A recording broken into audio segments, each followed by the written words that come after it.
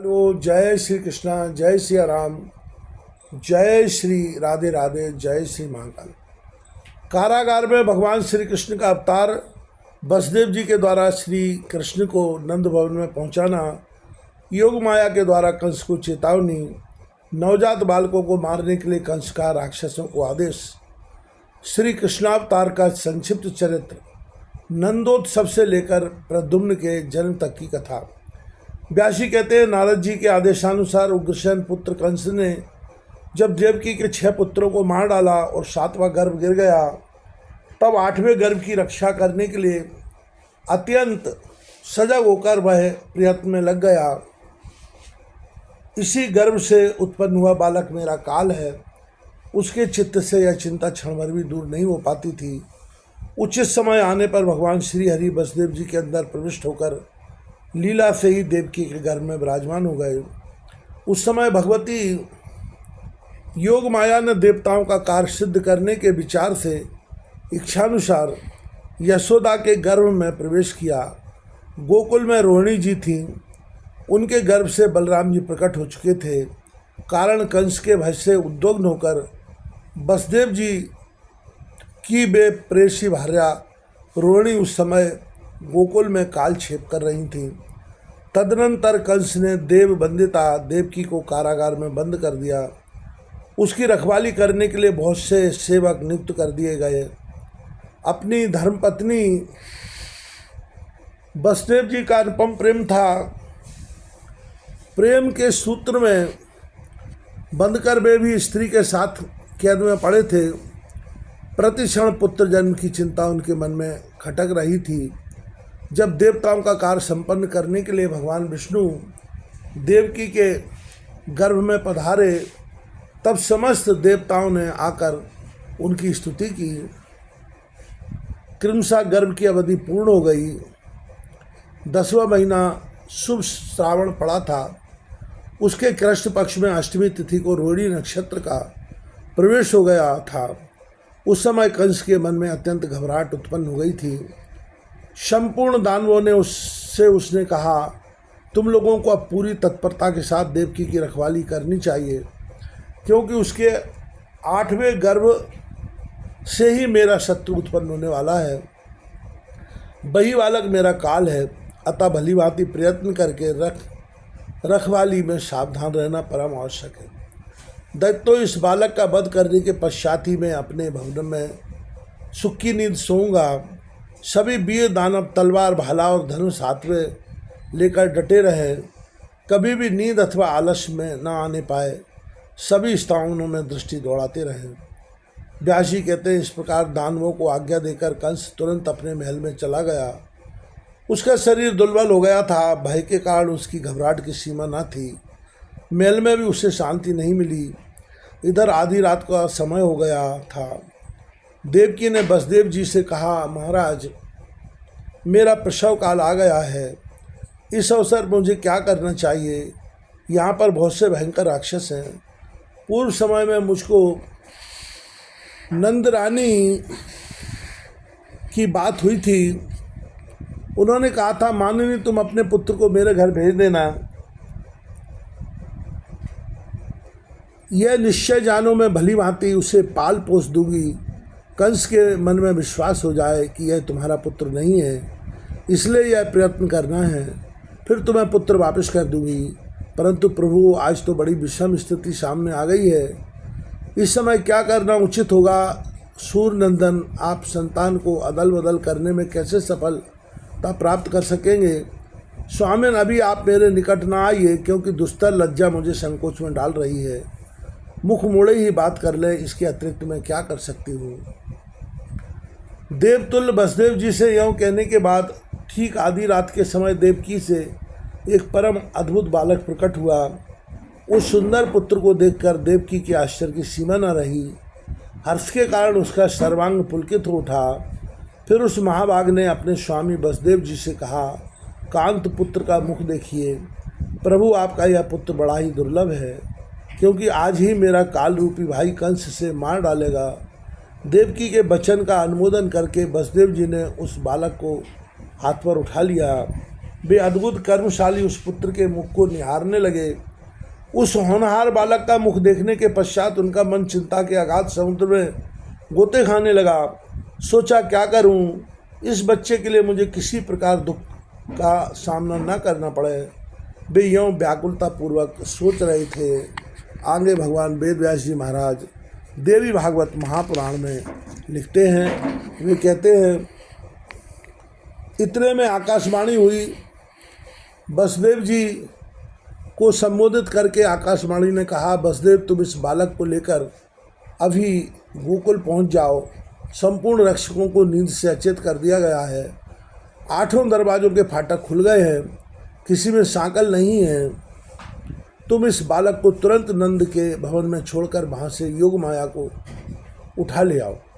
इस प्रकार की आकाशवाणी सुनकर वसुदेव जी बाहर की ओर गए। उन्होंने देखा सभी फाटक खुले पड़े हैं। तब वे तुरंत बालक को लेकर चल पड़े। द्वारपाल उन्हें देख नहीं सके। यमुना के तट पर पहुंचकर देखा, उस पार से उस पार तक अगाध जल भरा हुआ है।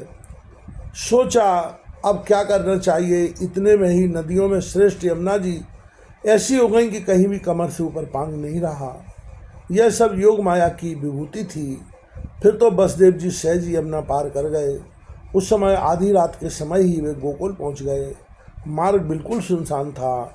वे नंद जी के दरवाजे पर पहुंच गए। उसी समय वहां यशोदा के गर्भ से योग माया अवतीर्ण हुई थी। दिव्य रूप धारण करके वे अपने पुत्र पूर्ण अंश से पधारी थी। उनका विग्रह त्रिगुणमय एवं परम अलौकिक था। वे एक छोटी सी कन्या के रूप में विराज रही थी। उस अवसर पर सर्वेश्वरी भगवती ने स्वयं दासी का वेश बना लिया। अपने कमल जैसे कोमल हाथ पर उस दिव्य कन्या को लेकर वह बाहर आई और उसे वसुदेव जी को दे दिया। वसुदेव जी ने भी दासी वेश धारण करके पधारने वाली उस सर्वेश्वरी के कर कमल पर से अपने पुत्र को रख दिया और उस कन्या को लेकर वे बड़ी प्रसन्नता के साथ शीघ्रतापूर्वक वहाँ से चल दिए। कुछ ही क्षणों बाद वे कारागार में आ पहुँचे और देवकी की सैया पर उन्होंने उस कन्या को लिटा दिया।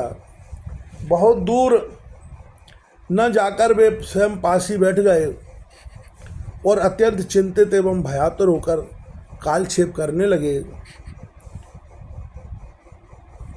इतने में कन्या ने उच्च स्वर से रोना आरंभ किया।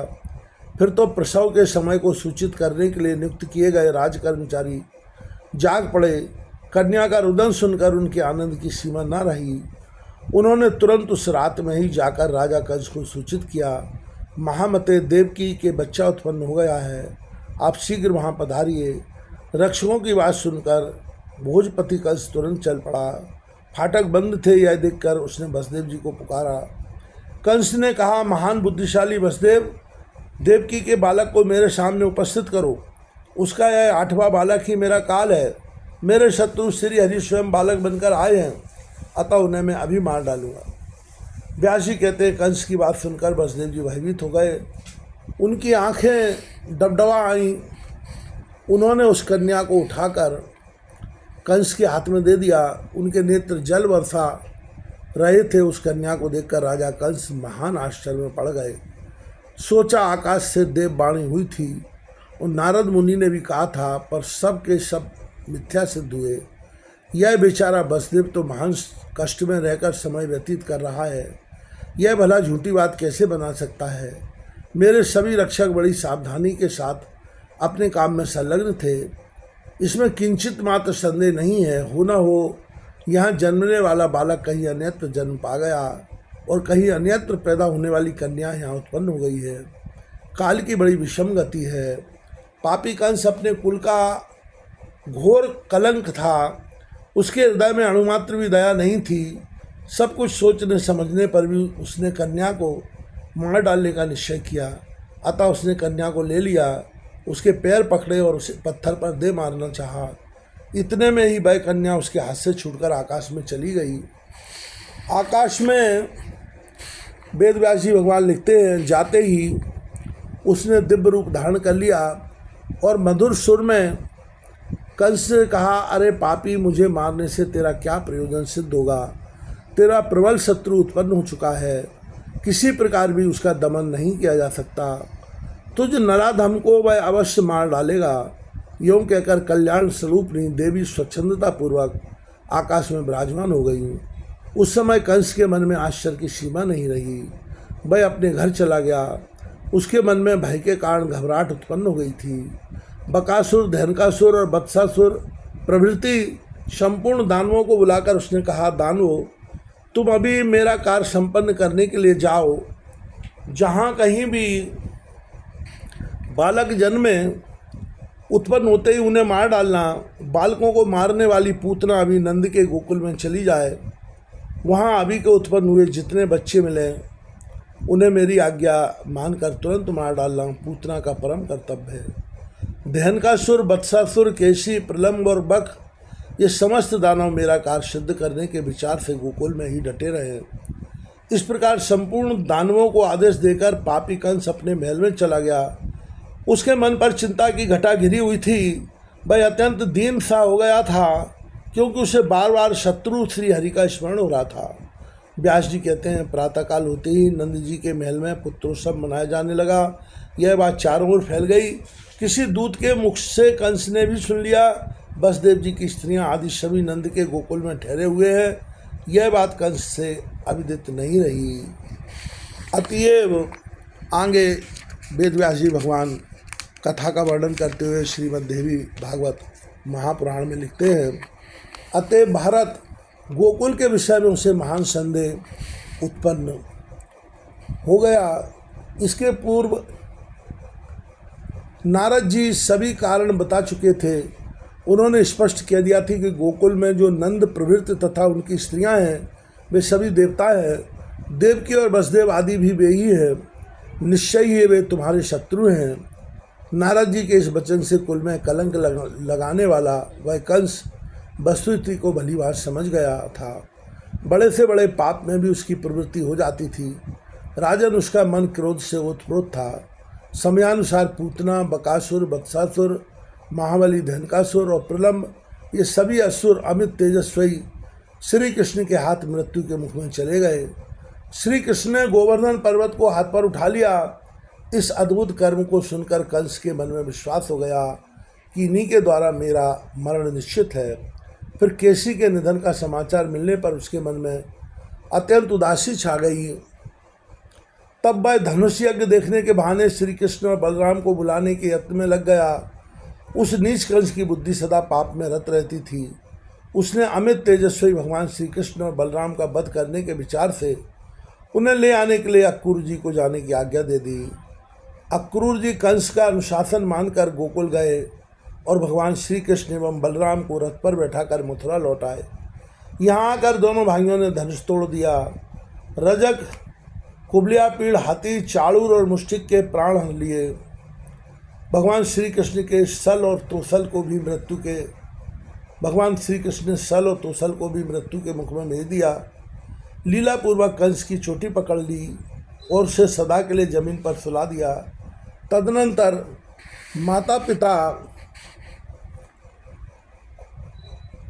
को बंधन से छुड़ाया, उनके दुख दूर किए। फिर शत्रुसूदन श्री कृष्ण ने उग्रसेन को राजगद्दी पर भी बैठा दिया। वही महामना वसुदेव जी ने उन दोनों भाइयों का विधिपूर्वक यज्ञोपवीत संस्कार कराया। संस्कार संपन्न हो जाने पर वे दोनों महानुभाव सांदीपनि जी के स्थान पर गए। वहाँ रहकर संपूर्ण विद्याओं का अध्ययन किया और पुनः मथुरा लौट आए। 12 वर्षों की अवस्था ही वसुदेव नंदन महाबली श्री कृष्ण और बलराम की पढ़ाई समाप्त हो गई थी। अब वे दोनों वीर मथुरा में विराजमान हो गए थे। उधर मगध नरेश जरासंध ने अपने जामाता कंस की मृत्यु से महान दुखी होकर सेना एकत्रित की और मथुरापुरी पर धावा बोल दिया। उसने 17 बार चढ़ाई की। प्रत्येक बार मथुरावासी बुद्धिमान श्री कृष्ण भूमि में पधार कर उसकी सेना को हराते रहे। इसके बाद जरासंध ने संपूर्ण मलेच्छों तक के अध्यक्ष कालयवन नामक योद्धा को भगवान श्री कृष्ण का सामना करने के लिए प्रेरणा की। वह राक्षस यादवों के लिए महाभयंकर था।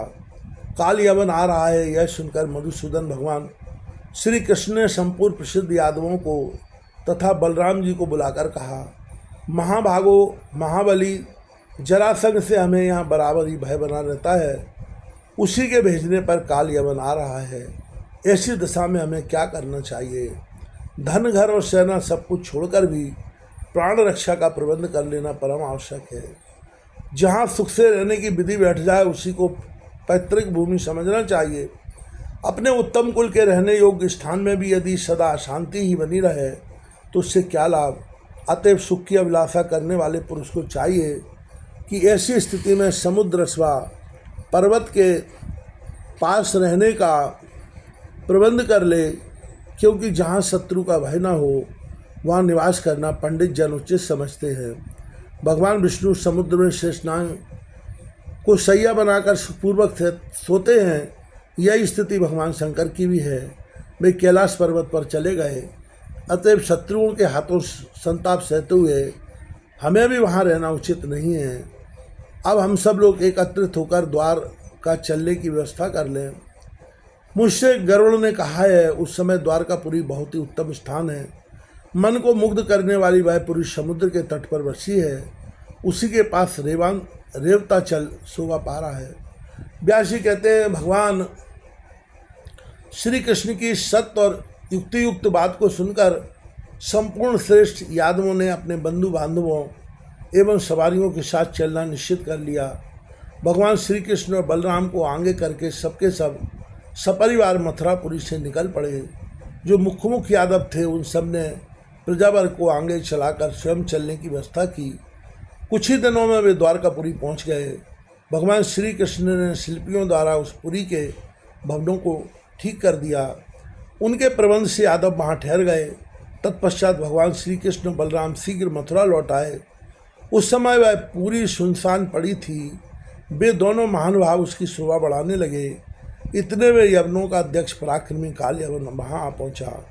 काल यवन आ गया यह जानकर भगवान श्री कृष्ण मथुरा से बाहर निकले और लीला से ही काल यवन के सामने पैदल ही भाग चले। उस समय श्री मान कृष्णचंद्र के शरीर पर पीताम्बर शोभा पा रहा था। मुख पर हंसी की किरणें छिटक रही थी। नेत्र मानो कमल की शोभा को मात कर रहे थे।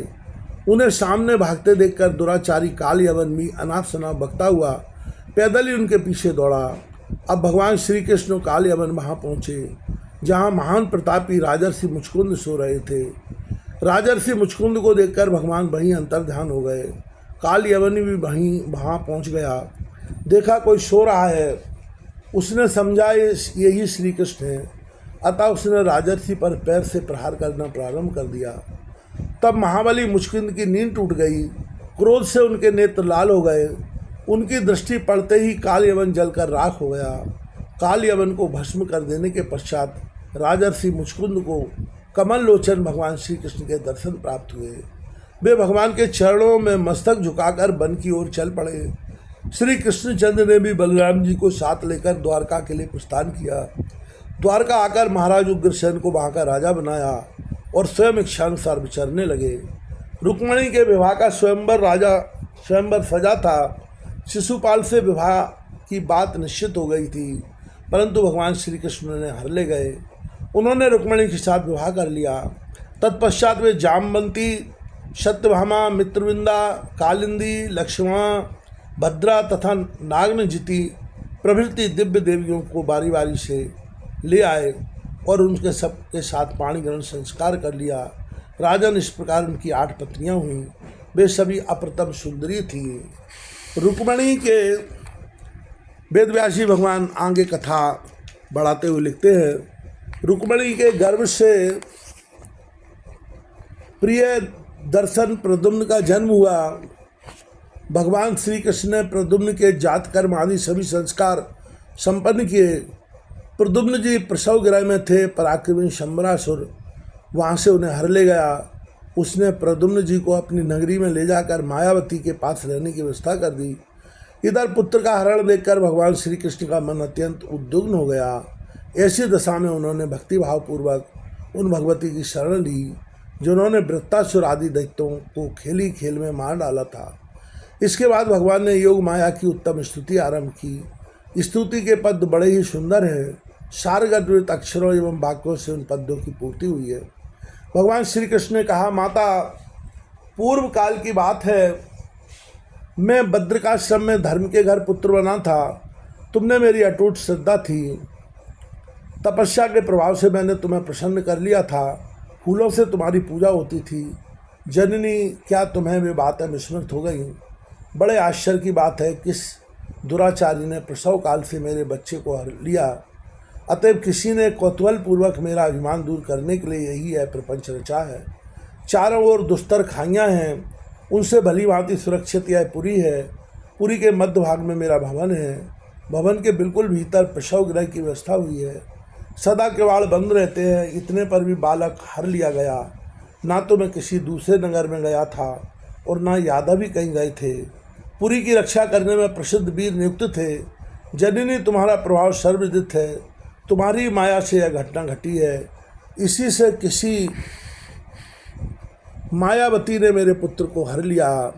जननी, तुम्हारा चरित्र अत्यंत गुप्त है, इसे जानने में भी असमर्थ हो गया हूँ। तब फिर सीमित विचार रखने वाला अल्पबुद्धि कौन प्राणी है जो तुम्हारा प्रभाव जान सके? पुत्र को चुराने वाला वह व्यक्ति कहाँ चला गया? मेरे सेवकों ने उसे देखा भी नहीं। अंबिके, यह तुम्हारी ही रची हुई माया है।